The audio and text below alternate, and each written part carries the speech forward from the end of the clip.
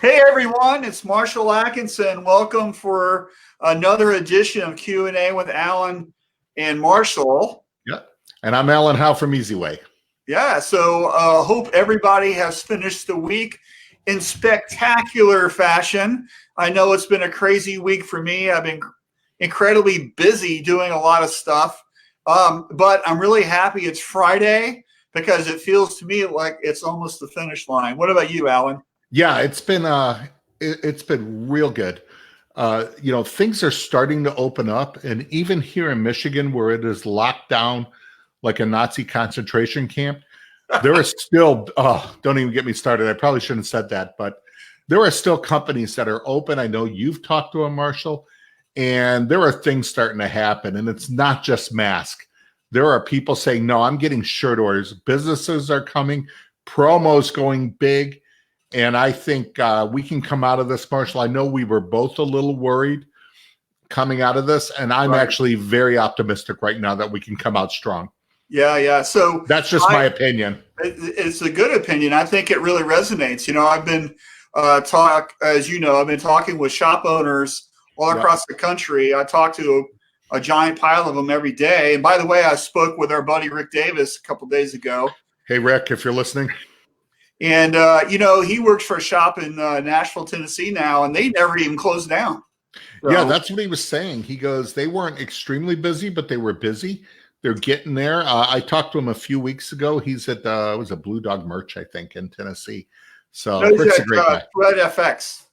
Same company. They have two different names. Okay. So, yeah. I'm not as informed as you. Well, because I used to call on some accounts there. So I think it's the same one. I might be wrong, but yeah. So anyway, before we get going, let's say hello to everybody who's here. But remember, this is a Q&A show, which means that you have to ask questions. Yeah. So please leave a comment. Let us know that you're here. Let us know who you are, where you're watching from. Mm-hmm. We want to know that. But also, more than anything, we need your questions. So I need to put this up. I'm going to put this banner up. Do I still have it? Here it is. Don't forget to write your questions in the comments. Please. Right? So let's get to some people. So Greg Kitson's watching. Good day. Hey, Greg. Our buddy Peter. Peter always. Peter's now watching every week. It's great. So thanks. Peter's our producer. Keith watches everything. So Keith is awesome. Keith. Shane, good morning. Western Colorado. Shane. Daryl says hammer down. I had a great conversation with Daryl this week. It was awesome. Yeah. And he says he's from the left coast. Yep. And Jay says, I have questions, but are you prepared to answer? Of course, Jay. It's a taco question. We know this. You might not like our answers, though. You know what? We don't have tacos in Michigan. Right. And then Ruben says, he's from Chicago. Good day to you guys. Hey, Ruben. Gretchen from Grand Rapids. How's it going? Nice to see you. Gretchen, have we met? Another Michigan person. We love this. Yeah, so she does web stuff, and I think she went to Max Profit, if I remember right. So you might have. Oh, great! I might have met her there. Great. Yeah. And Ruben from Chicago. I believe I've talked to Ruben on the phone. So thank you for watching. Right. So our first topic today is a big one. Are you ready? Oh, bang. Yeah, SGIA and PIA merging. Right. So the Printing United Alliance. How long is it going to take you to remember that? I had to look it up just to write this thing. Yeah. So what's going on with that? I know you're active with the Printing United Alliance, right? Yeah. So I wasn't going to say SGIA, but it's no longer SGIA. So well, it's still. I know you were emailing Christina the other day. Yeah, and of course, and I will admit, Marshall wanted to talk about this last week, and I was not prepared. Of all the conference calls I missed, it was that one. So I had to get on top, pull the information, and try to have some semblance. Here's where I've talked to SGIA, to Christina, Lon Winters and I. Lon is the chairman of the Garment Decorators Board, and him and I talked. Here's what's happening. This now makes Printing United Alliance now makes it the largest network of specialty printers in the United States. It's massive. The amount of resources is huge for a lot of sectors. So, those resources could be a very big advantage to the garment decorating, to the screen print, to the functional printing. Now, when will that happen? How will that happen? I don't know. It's a big ship, and so they're going to redo the website, right? Are we? Here's what I'd like to see, and I don't know if anybody cares what my opinion is, but we do. I do. To see more education, more content, right? And I would like to. It needs to be online. They used to have fantastic resources online. That all went away when they redid the website. It's just poof, gone, right? Yeah. And I've heard from so many people where they're disappointed with SGIA of just about how they don't feel it's relevant anymore. And and that's a fair critique, when your members are saying that. And I don't want to point fingers or anything. I know they're trying, and God bless them, right? But, it's just one of these things where I think we need to be, as members, I'm a member, right? I pay them money, right? So I have a right to say what I want to say. I want more information, right? I want to be helpful. I want to be able to look stuff up.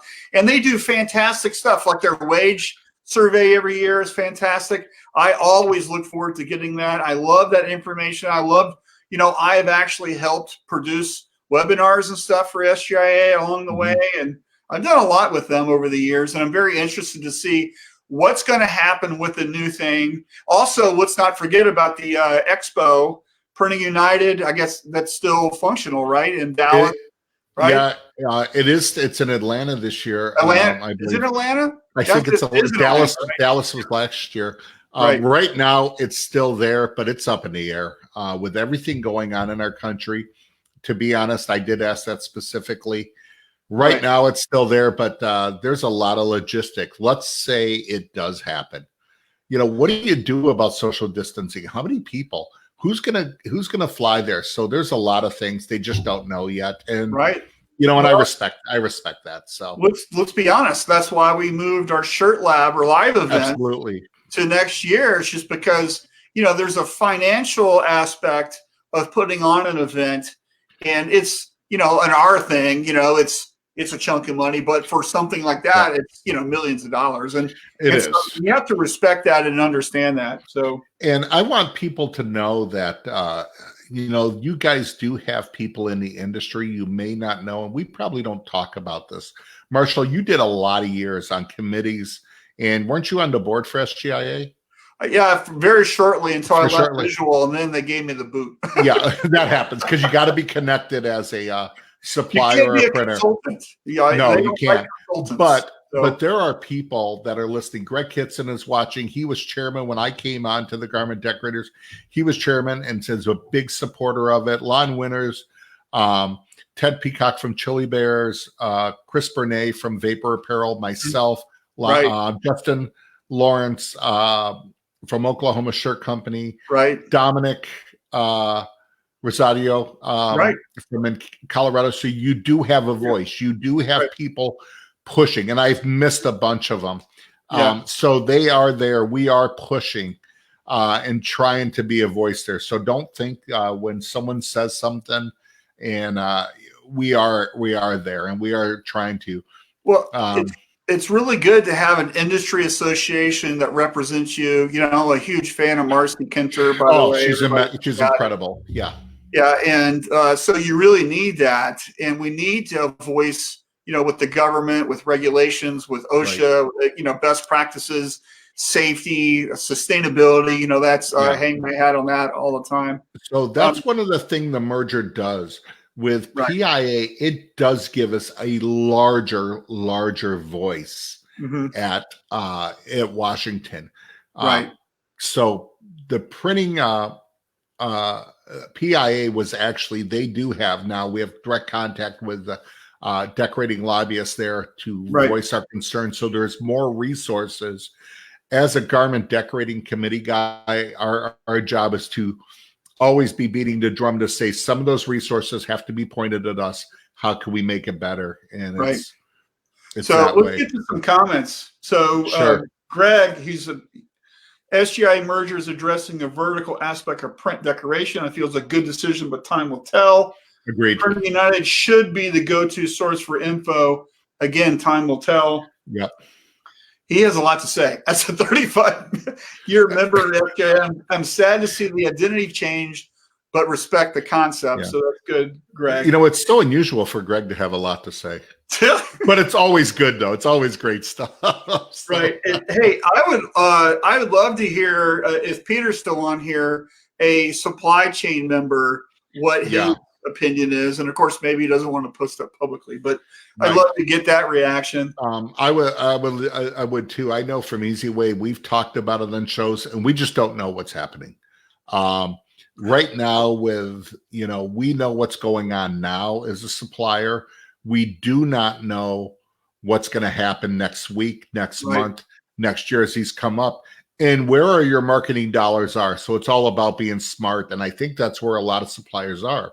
Yeah. I was talking to Impressions, and same boat. They just don't know either. I have my own opinions on what should, what could, and what might happen, what I would like to happen. And we can, it's our show. We get to have our opinions. So, and we'll talk about that later. So that's where, like, from Easy Way on where we're at. So Jay says, when you find out how many members of SGA there were, it doesn't surprise me. Here's the other fact that for SGI, they will admit of a majority of their members, the lion's share is still someone in the print industry, whether it be garment or functional. So the voice is huge. The membership is big on there. Now we're all going, how can we be relevant in doing that? And yeah. Sure. So, and it also says Printing PIA also has a stronger online training program and curriculum. Yeah. Sorry, I need more coffee. I can't talk. I think the earlier merger with NAPCO gives us a lot more relevant possibilities as far as video and training, because NAPCO is very good at that. So if we can get those resources pointed to the garment decorator and have them there, this could be a good thing. As Greg said, time will tell. Right. So Peter says, how much of the current explosion of business activity in the garment decorating industry is due to pent-up demand from the country having been shut down? Is the demand sustainable over the long haul, or are we just refilling empty shelves? I think it's kind of both. And I've been talking with decorators. I talk to a whole bunch every single day, and they're all parts of the country, and it really depends on where you live. And, are you in Michigan, as Alan alluded, in crazy lockdown mode, or are you in some of the freewheeling states like Texas or Florida where things are kind of open, right? And or we're in Wisconsin where everybody evidently is in a bar drinking. Where do you live? I think really matters. And also what matters is what is your market, right? So are you doing stuff with are you a contract printer doing stuff with promo distributors? Because they're absolutely going full tilt right now, because their customers are doing reach out campaigns, or doing, hey, we love you campaigns. They're doing a lot of that stuff to reconnect with their customers. And as we reopen, you're going to see more and more of that.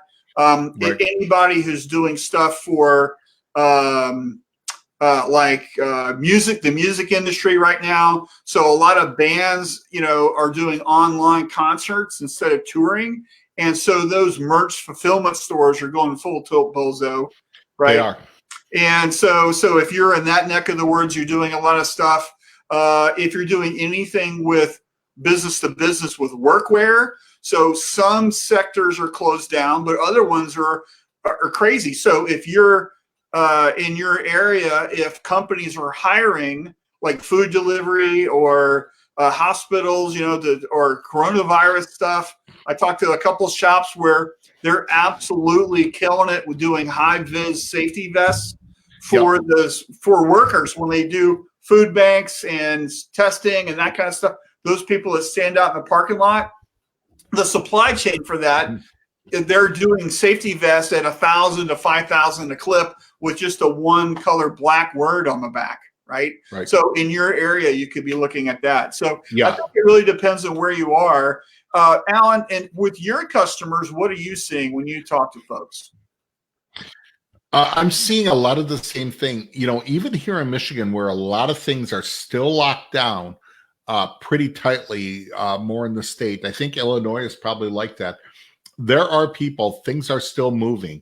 Construction workers are able to work. Lawn care and gardening are still working. And those are people that do buy safety vests. They are buying product.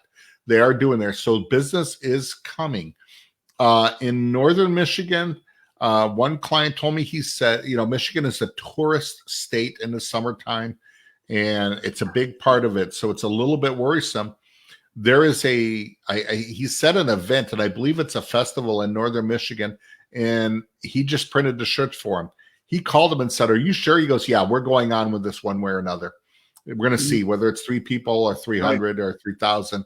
So I think people are just going to go, we have got to sustain our lives and keep going regardless of. And the cool thing, that is what America's about. You know? Right. I don't want to make this a political show. So no, it's not. No, but I mean, you know what? There is resiliency no matter what happens. Sure. Right. And that was the point. We definitely don't want to make it political.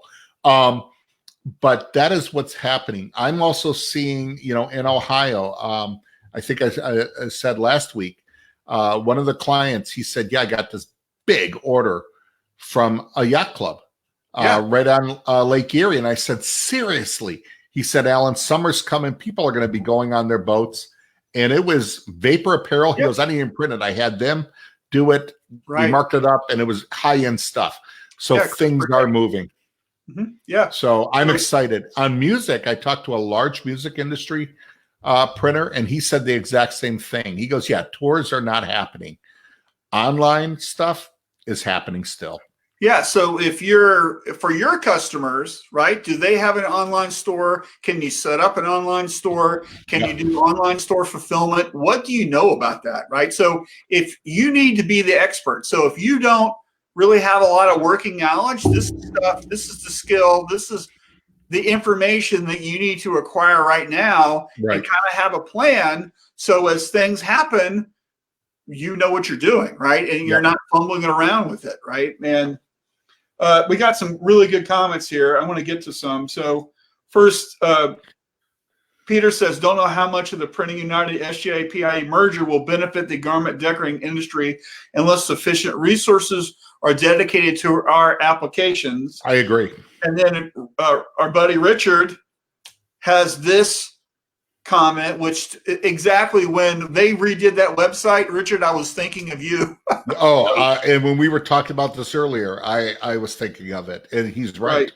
He is right. So, if we belong to these organizations, right, one reason why is for information. So when the information is not there, that becomes a huge challenge. And what happened to all that information? Are they going to?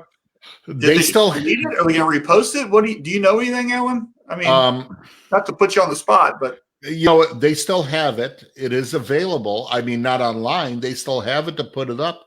Are they? I don't know. Richard has talked to him. I have brought this up because I am a guy that knowledge is power. Only if you can access it and know how to use it. If we don't know what happens, the argument is, well, some of that stuff is from the 70s, 80s. It's not relevant. Wrong. If you don't know, that's history. If you don't know where you've been, you cannot tell where you're going. And the processes a lot of them are still the same, and it's huge information. Yeah. So there's an article written by Art Doby or something from 10 years ago. That's just as relevant today as it was then. Come on. Oh, absolutely.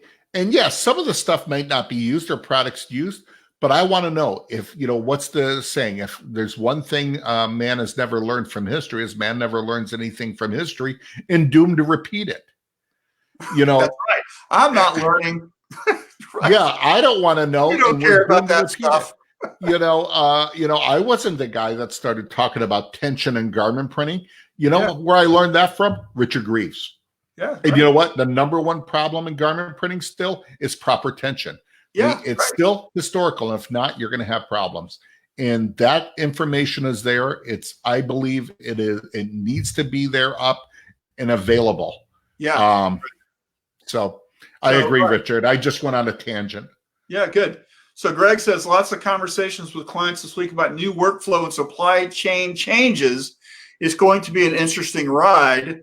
So right now, like our suppliers have challenges, right? And because of workers or shipping, right? Shipping is a huge problem right now. Yeah. So we can buy stuff, but we're not going to get it for a week and a half because of what's going on. So, and then so Peter says our industry is undergoing a technology change, much like commercial print and graphics ahead of us. Some of the lessons of the past are applicable and others not so much. Garment decorating needs dedicated focus. And I couldn't agree with that more. This is the reason why Alan and I do this show, right? Yeah. I mean, and then Mike says we have a lot of our events postponed and we're doing a shirt online for them as the ticket and putting it online. We'll see how it goes. I'm still staying isolated and learning how to manage from a distance. And that's good because he's got a heart condition. So yeah, definitely. He needs to stay away from people. Aside from having a heart condition, he has a big heart too. Michael. Yeah, he's awesome. So Michael gives a lot back to his community. So yeah. I met him at Shirt Lab Portland. I met him at ThreadX this year. Just a great guy. So yeah, we went to this great bar called what was it called? The Harry Sasquatch or something. I don't know. Nice. It was really fun. So the Harry Sasquatch. If I don't get a haircut soon, that's what I'm going to be looking like. What's funny is the hair clippers that I ordered, the Flowbee, 3 weeks ago came in yesterday, 2 days ago, and so my wife is going to be enrolled as my barber over the weekend, and she goes, "You sure you want me to do that?" I go, "Well, I sure don't want my son to do it." So Jack would love to do it. Jack was just gleaming with, oh yeah, let me get my hands on. Dude, I think you need to get a Flowbee and just say, "Jack, I get to cut your hair with this though." Yeah, well, I ordered the real thing, right? All right, so let's go to our next topic, which is what was this one? Prospect attraction. So this got me. The reason I wanted to bring this up is we are emerging from this. Yep. Right? We're coming back. We're opening up. We're doing all this stuff. So this begs the question: what clients do you want? Not all work is good work, right? We don't want to just take everything. We want to take stuff that's profitable. Right. So the conversation here is I want people to share what they're doing to attract their top tier clients, not the tire kicker people who want to nickel and dime you for, some crazy thing, but the people that you really want. Right. Yep. What are you doing to do that?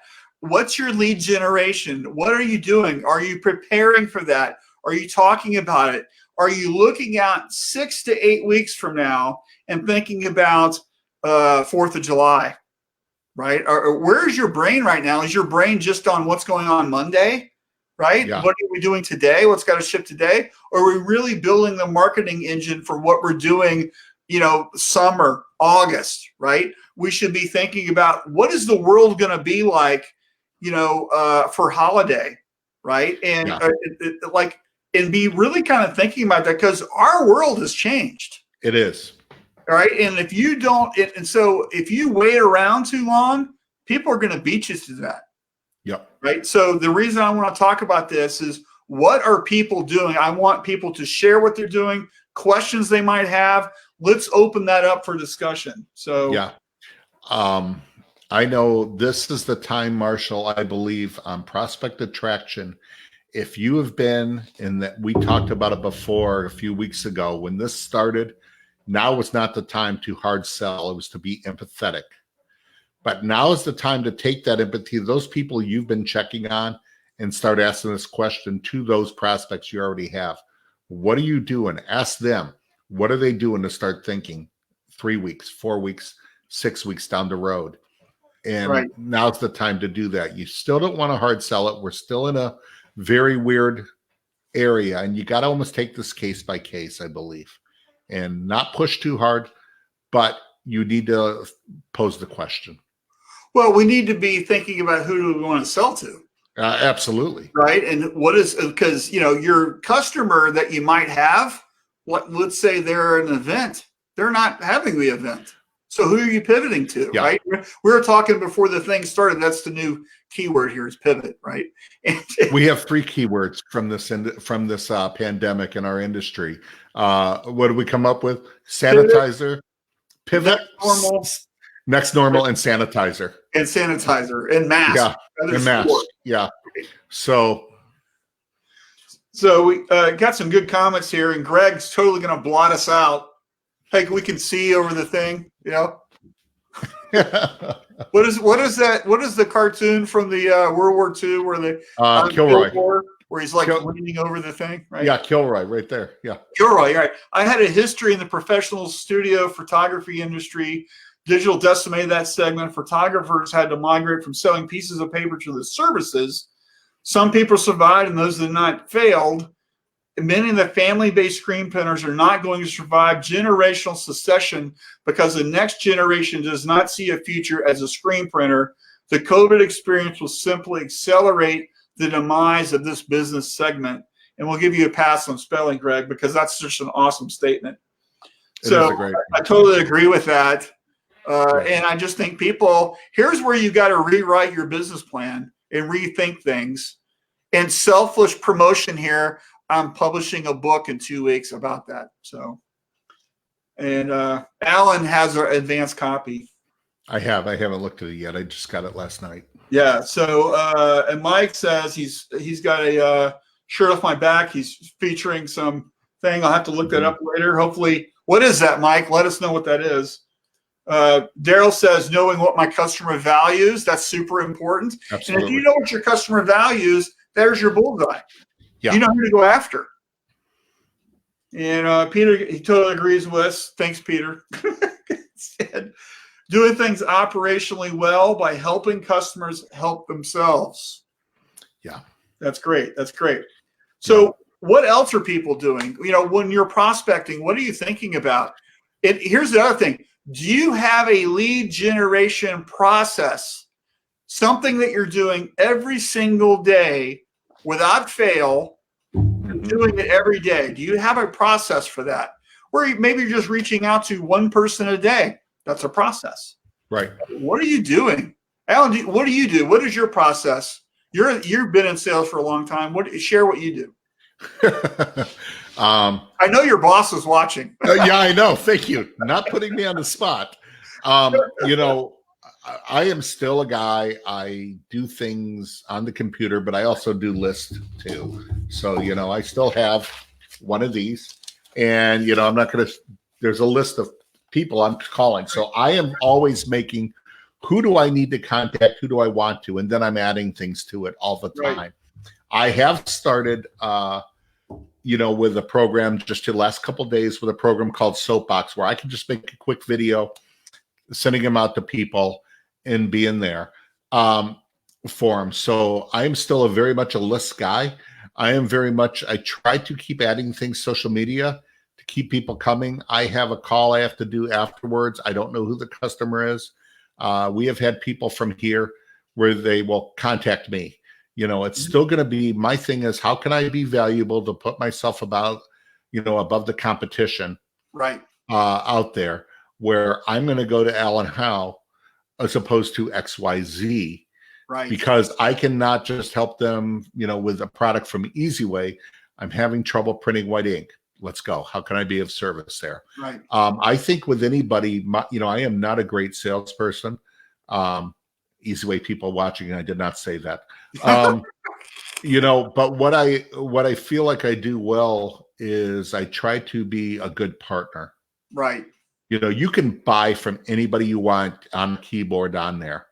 But what happens when things go down like this? I'm counting on the partners and stuff and the people I have. They can buy from anybody, but it still comes down to they're going to buy from people who they like, but I think more important, who they trust. Right. And you have to show yourself valuable. You have to be a partner. No one needs another salesperson. They need a partner there. Correct. In all aspects. So that's kind of my thing.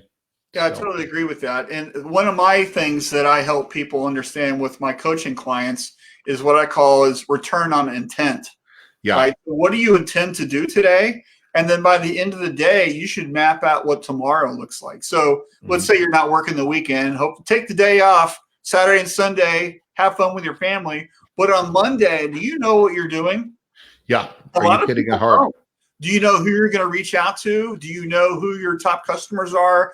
Do you have something that you can share with them? And what I really hate is the touch base call, right? Hey, I'm just touching base with you. That's wasting somebody's time. So what you need to like figure out for your lead generation and prospecting is you need to be supplying them with information or something that they can use that's relevant.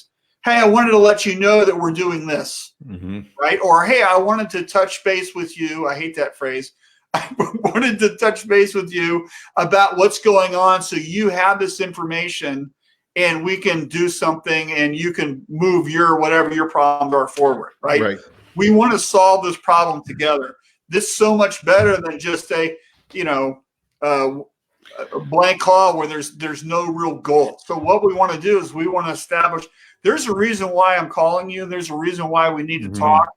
And that's going to get you further than if you just are just checking in with people with no real goal, right? Right. I the touch base things are real rough. I have my friends that are clients that, we'll actually talk on the weekends, and those are friends, and I can touch base with them. Hey man, how did it go this week? I didn't want to call you during that. Those are fine, but you better have a solution. I always want to have something in my mind that I'm emailing them, that I'm asking, and I will say, hey, I was thinking of you. I had this thought. Right. Tell me what your opinion is. What are you doing? How are you seeing yourself? Pivoting the word on this. I know you're mostly a school base. That is your customer base. If where fall sports are not going to happen, if that's going to happen, have you thought about how are you pivoting? Right. And going maybe, are you looking at corporate stuff? Are you looking at promotional? What are you doing? Just maybe to sometimes plant that seed, and they may have already gone, I've gotten emails before of going, yeah, here's our plan. Love to know what you think. Let's talk. Or they're going, I don't know. Right. And then you could be there. So you've got to be there. You've got to have good content. You've got to have relevancy. And you can't just go willy-nilly. I'm just going to call someone. I just touched my face. That is so bad politically correct right now. You can't exactly. Coronavirus, according to Michigan, we're locked down, can come through the screen. No, I'm sorry. You can't go willy-nilly. And, when we're here in our offices, it's real difficult. Not everybody. I hear people that are going, I can't just have my laptop in the living room watching TV and working and going, wait, I can't take this call because the good Gilligan's Island is on. Yeah. And that happens. I will get up. I will take time to have lunch. I will sometimes go throw stuff in the washing machine. But I have to come into my office, the door is closed, and I'm focused. And I have to start running my list. And if I have errands I have to do, fine. But I better have those on the list and make sure I'm keeping the main thing. And with my customers, each one is different. I have to go in their life. What is the main thing? How can I be of service there? Sure. Hey, let's get to some comments real quick. Yeah, I didn't mean to run on like that. I apologize. No, that's okay. Yeah. So Mike says that thing was that magazine article is through the Good Deeds for the United States. That's great, and that's what we need now, right? Have you watched the Good News show that John Krasinski's been putting on? That's hilarious. No, I'm not. Yeah. Peter says prospect attraction marketing is different for customers who are in the market to have shirts printed now, and for those customers who could or should be printing garments. Exactly. And one approach is promoting your company as a source to fulfill demand, and the other can be a campaign to generate demand. So Absolutely. That's good. Yeah. Daryl says people buy from they know, like, and trust. Absolutely. I talk about that all the time. And so, how are you establishing trust? You establish trust by relationship building, by giving people information, by being there for them. Yeah. And so that's really good. There's one other thing too. There was always this thing, there's going to be an opportunity as people go down, as we bring back up, where there are clients looking for a resource on there. And there used to be the thing when I started in sales that there was, what was it? Quality, delivery, and price. You can have two, but you can't have three. Right. And I don't agree with that. You better have a competitive price, good quality, and deliver on time in all three. Because if not, they're going to find someone that does. Well, now hold on here. So you can also sell with a much higher price if you can prove the reason why that's valuable. That's right? why I said a good price. It doesn't have to be low price. It has to be a good price on your value and sustain that. Absolutely. Yeah. So a lot of times with my coaching clients, I break it down into other industries. And so I ask them, so think about cars, right? You can be the Chevy dealer or you can be the Mercedes dealer. Okay. Mm-hmm. They're both selling a kind of a product that's kind of the same, but one's getting a significantly higher price for it. Okay. And I would argue that the Mercedes car, probably doesn't cost much more to build than the Chevy, but they're getting a much higher value for it just because of their brand. Absolutely. So you attract the customers that you're wanting based on your brand and that kind of stuff.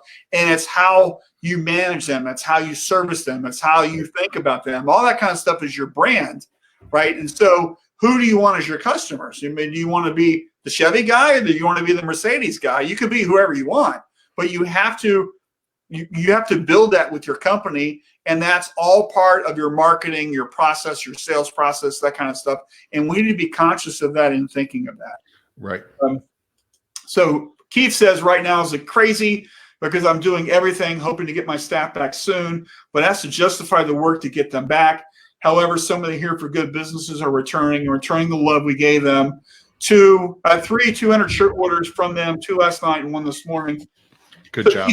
One thing that you might think about is taking some money that you would pay your employees, right? If you want to find out if you've got money, if you haven't taken the PPP check, is to take that money you might pay that person for the week and put that in a savings account and let it sit there.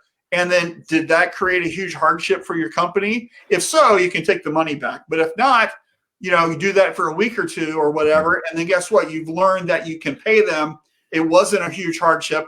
And now if sales slow down again, maybe in June because of something, you might have some money sitting as a savings account for that dip, right? So it might be something that you could try. Chuck says, totally agree with Alan. Congratulations, Alan. Content creates relevancy in the sea of faces. People respond if content is interesting, informative, and instructive. Agreed. And Shane says, no, keep it up, Pete. Marshall, here's another thing too. Chuck, absolutely. Your content, you just can't be putting everything. It better be, you can have some lighthearted content, and we do. There was one just put up on Easy Way with me. It was just how I make a smoothie in the morning. But, I don't want to be known for that. You could be the funny guy. You can be that. You better have some stuff. And Easy Way's starting to really do good of mixing that in between some lighthearted, show the humanness of the people like me, like Rick Christian, on there, which I think is great. But even with tips and tricks and content, that does not get rid of, you better have a good human to human and even a personal contact. We will not be locked down. And if you're just going, I'm going to do everything social media, I love this, what we do, but there will be times where I'm going to have to, and even more, narrow down my appointments when we can start traveling again of who I'm going to see. And I'm not going to be traveling as much because I'm going to be doing a lot more of this just because of a finance savings. Yeah, right. Where I'm not driving around, flying around, whatever. But there will be a time you have to have people going. Well, what you're going to do is you're going to be more purposeful with it. Right? Absolutely. You map it out better and have scheduled things because we're going to need to justify things. And I think, who really does a good job with the kind of the funny, crazy, personal human to human is Jay Bassell, and hopefully he's still watching. Everybody knows him as the Taco King, right? He always talks about tacos. It's not like, and he kind of uses that as his hook. Yeah. And makes it more relevant and human. And and I'm a big believer in human to human marketing. there's a fantastic book on this by this guy named Mark Schaefer, and it's called The Marketing Rebellion. And I actually, at the ISS shows, if we ever get back to those, and I'll be doing those more next year, and I teach a whole class on that, human-to-human marketing. Yeah. So I think sometimes we have a tendency as humans to have that pendulum swing from, when I started in a long time ago in the 80s, it was, I had a sales manager. He wanted, I think it was a minimum of 10 to 15 calls a day. Oh my gosh, that's you stopping by going, you don't need anything, do you? And leaving and just filling your sales thing, to now that where sometimes going, I do everything online and digital, that's fine, but you better have a strong personal human to human, especially I think as the supplier and on there, you've got to show yourself valuable. There'll be times you're going to have to get in there, roll up the sleeves, get your hands dirty. Right. All right. So our next topic today, excuse me, is shop employee accountability. So the reason I wanted to bring this up is I've been talking with a lot of shop owners, especially this week. And one of the challenges they seem to be having is they've brought back employees. And for the past 3 weeks, 4 weeks, whatever, the lockdown's been going on, they've been sitting on their butt at home on the couch playing video games or whatever they've been doing. Yep. And now we want them to work. So there seems to be this big challenge right now with people who aren't used to working, having to get back in the groove and work. Yeah. And so I wanted to kind of bring this up just to see who out there is, raise your hand if this is your struggle, right? I want to, just kind of take an informal poll, right? If this is something that's going on with you, right? I want to find out what you're doing, what have you done, and then also help you with that, right? So are you seeing this with your clients, Alan? Have anybody talked to you about this? Yeah. And, I happen to be a little bit heartless on this, on there. I'm not a great HR guy. I've had people say, what, I want to bring back this guy, but he doesn't want to because he's making more on unemployment. And my deal with people is I think people make time for the things that are important to them. And his job's not important to him. I don't care what's going on unemployment. You don't want to work? Fine. Get someone else. That tells you more about him. The little saying, it's kind of an Alanism, and it's almost, sometimes it's very bad Alan, but I always look at people if I'm there and go, in my mind, I'm going, everything tells me something. What is that action of that person? Yeah. What is that action of that employee telling me? I'd love to see, at Easy Way, we were kind of locked down and laid off for a couple of weeks.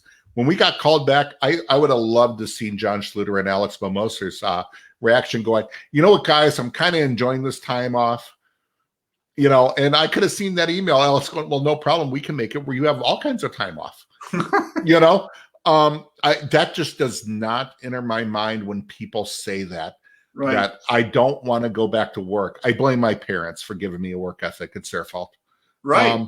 And I think that you got to look almost in a way of going, everything tells you something. What does that say about that employee? Maybe you better look and go, what else is he not wanting to do? And maybe you need to consider that. Because if they're offered to come back to work and they turn it down, their unemployment could be denied. That's a nice little scenario. There's a rule, right? So, yeah, absolutely. And then the other thing is this extra money and stuff, that's not forever. Right. And I think a lot of people I think it's human nature to be short-sighted. Mm-hmm. And so it's just one of these things where people make dumb decisions all the time that aren't in their best interest constantly,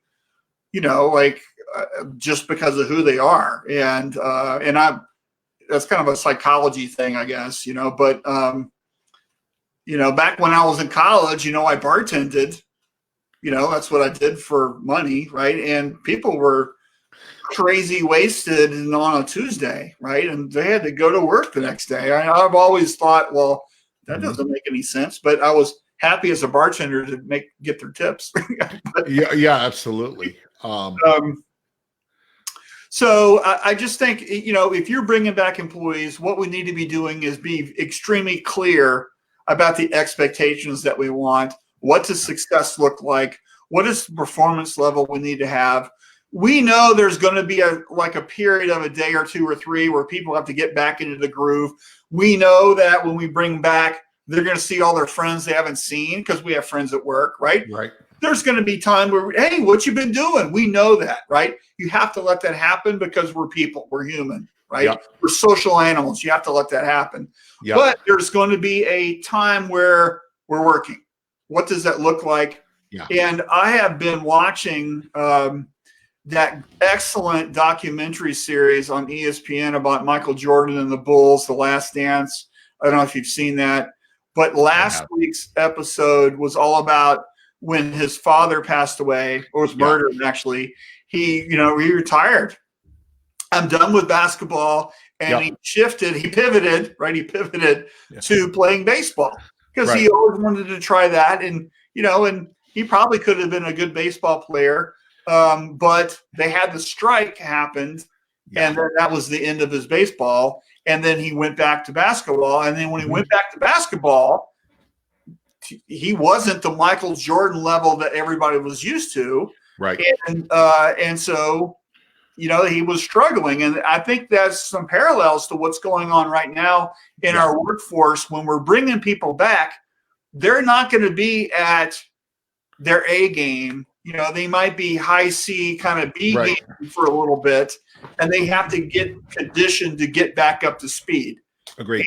And so I think we need to take that into account, but we have to have the expectations of what we want out of them and be very clear. And up front, this is where we need to be. Right now, better success. Well, he said in that documentary, he was trained during that time. His body was built for baseball. And I never thought that, I played both. I didn't think that, one way was, but the way he put it, he had to get back into basketball shape. Your employees have to get back into screen print shape, right? HTV shape, embroidery shape. They may not be as fast.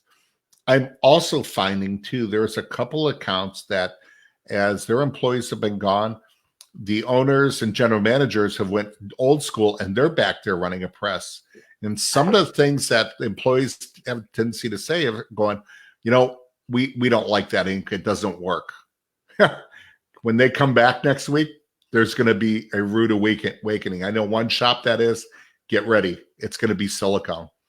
Yeah. Because they've been had all kinds of, I know you know who that shop is. Yeah. And learn how to use it. Yeah. And they're going, it's not that difficult. It's been sitting there. They've had trouble with polyesters because they work in that jersey type thing. And all of a sudden they get it out going, this wasn't hard at all. I told one company they have a machine operator, good guy, but he is like chained to the foot pedal. And he goes, I don't know what to do. I go, is he coming back? I go, yeah. I go, unplug the foot pedal, take it away. Yeah. Done. So there are going to be changes. And you have to work through that. But then I think there's one of the other companies said that their first day, he goes, we're not going to do a lot. We just want to get everybody acclimated, find out how they're doing and get everybody back into a work situation, which I think is smart. So. Yeah. Well, it's about your culture and what you do. And how you do it and that kind of, but this is as leadership, we need to be very explicit about what we're saying. Yep. And you might have to say things over and over again for a little bit. And because people tend to not listen, right? So that's why you got to repeat things. And I read somewhere a long time ago that you have to repeat the same thing probably about 7 times before somebody actually hears and understands whatever you say.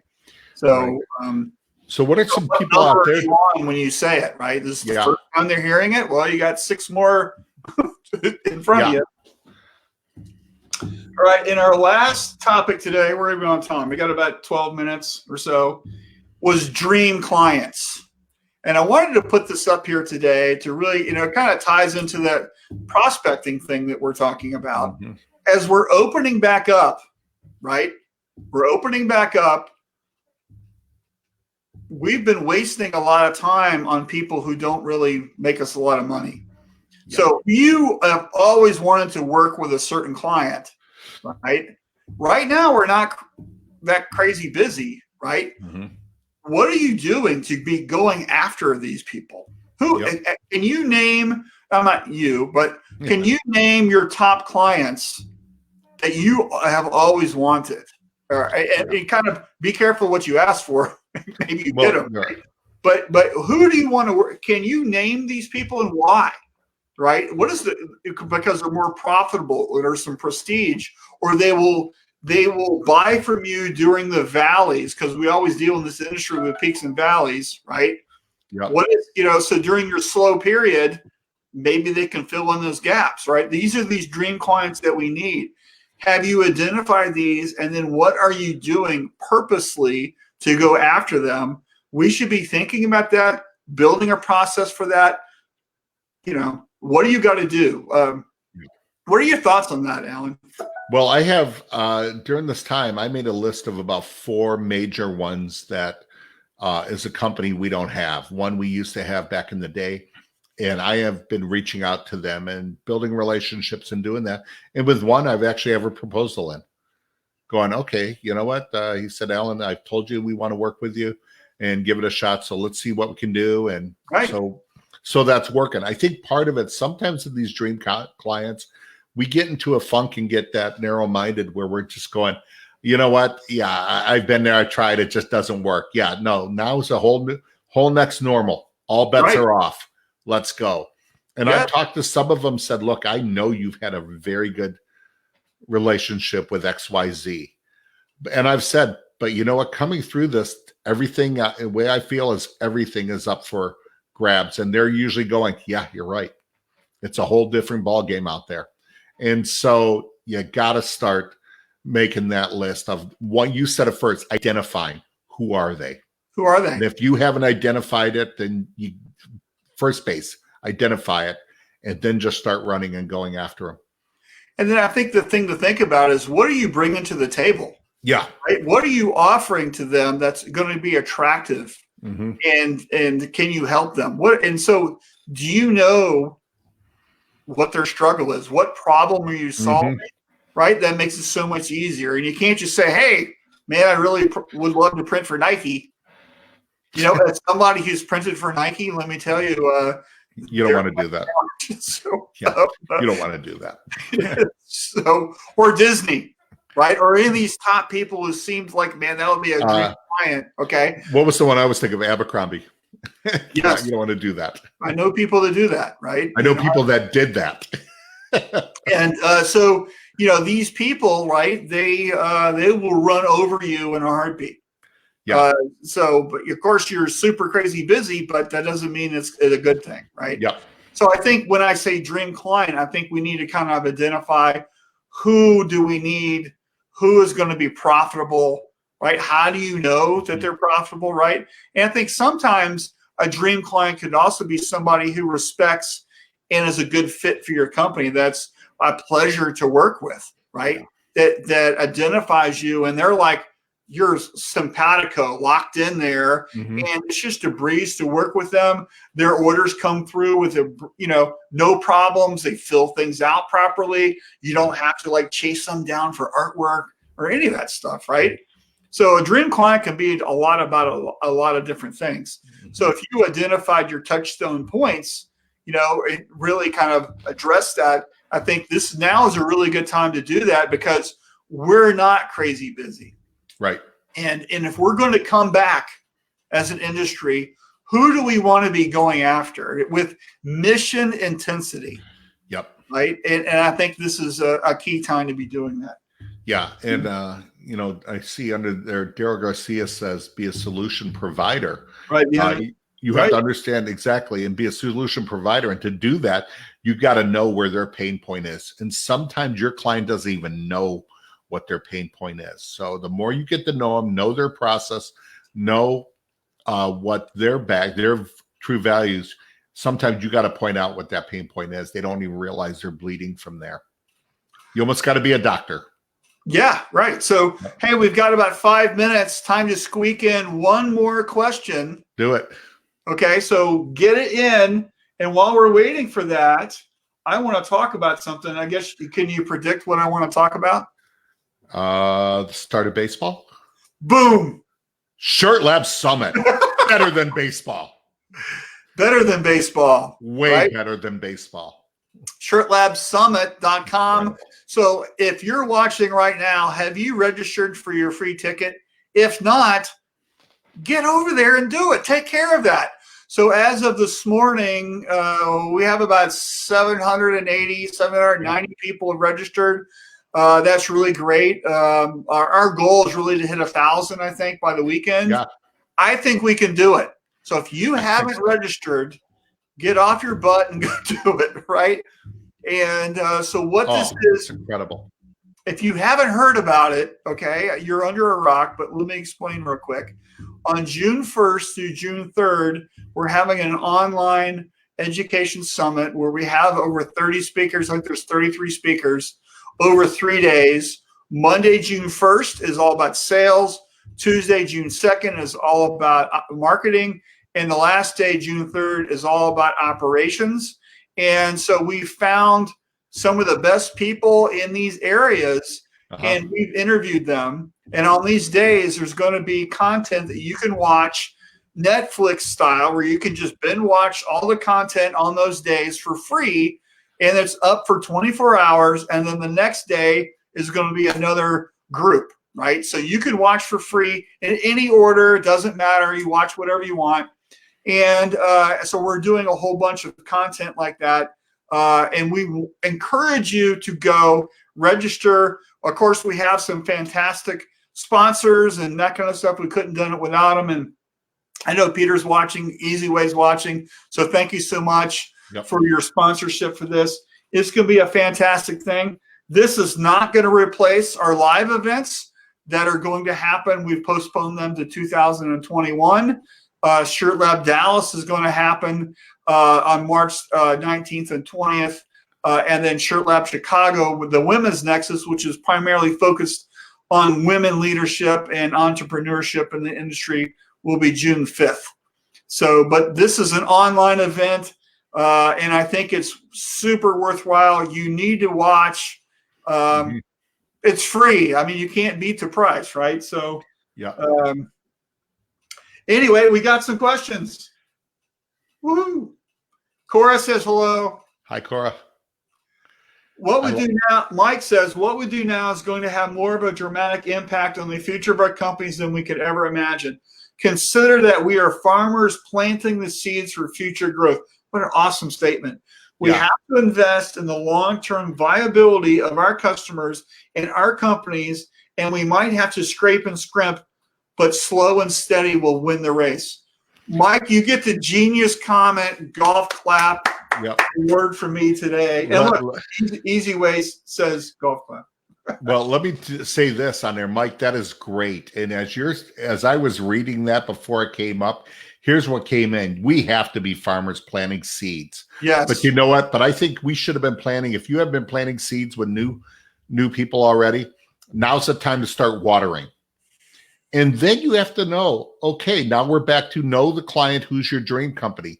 If you plant seeds on rock, something might grow up, but it's going to wither away and die. It's not going to take root. You want long-term clients. Find good soil, not on rock, on thorny stuff, and let it go. Good seeds produce good fruit. Do it, people. You got this. So yeah, I love that comment. And I'm so happy to see Mike doing some stuff. Yeah, great job, Mike. So, and he's been doing a lot of really great videos too. Have you watched those? Some, and I'm sorry to laugh. Peter just posted. I told you before. I got to stop looking at Peter's comments ahead of time. That's right, Peter. We're so full of bullshit we can't see it. It is. But I think that's great, man. Todd Downing talking about Shirt Lab Summit. Yeah, people sign up. I know you have that. It's on my Facebook page and LinkedIn. So yeah, go ahead. It's going to be great. I'm excited. I'm honored to be a part of it. I'm excited to listen to some of these guys, man, that are on there. Brian Walker's kind of new, I think, to the Shirt Lab group and stuff. I'm real excited to hear what Brian has on digital. It's going to be great. Yeah. And so just a sneak peek, if you register, we have a private Facebook group for attendees. We really want you to join that. We're going to be doing some content starting next week. That's going to be exclusively placed in the group. You're not going to see it anywhere else. And that's all I'm going to say. It's a secret. Yeah. Tom and I are building that out right now. And so it's going to be a good. fantastic value. But you have to watch it in the group. So register for Shirt Lab and then join the Facebook group and then keep your eyeballs peeled for some awesomeness that's going to be there. So absolutely. All right. And Lon says, nice work, guys, off to Catalyst R3. So, hey, let's give Mark Hudrea a shout out. He's got a new program called Catalyst R3. This is right now there's a sneak thing for that are already in his Catalyst group, and I'm one of them. So good job, Lon, posting that. You're going to see some public stuff from Mark soon about his new program, which is all about bouncing back. And so I think that's going to be great content for him. And, if you know Mark, you know what quality level stuff this is. So we'll be sharing more about that soon as it's public. So and Mark Lon and Greg Kitson are going to be in Shirt Lab Summit be speaking too. Yeah, it's funny how that happens, isn't it? Isn't that it? Yeah. So. All right. So thanks so much for everybody. We got some people saying, just real quick, Mike Warner's been my list of future gurus for years. The man's a great communicator. Agreed. And then Chuck says, nice work, Marshall and Allen. Thanks for the resource. You're welcome, Chuck. Hey, I think that's going to do it for me for the week. Thank you so much. Need any help, reach out to me. Happy to help. Yep. Me also, Alan Howe, or ahow at easyway.com. Right now on Friday, we talked about everybody needs to be making their list. What are you going to do Monday? That's it. Hit the ground running. You don't want to make that list Monday morning. Do you have your checklist? Do you have your check? Always go off your checklist. You have your checklist, right? Yeah. So that's thank you, Alice. I love Allison. It's awesome. You have your, go off your checklist. You have your checklist, right? Well, I don't. Bad move. Get your checklist going. So. All right. Have a great weekend, everyone. We'll see you later. Bye-bye.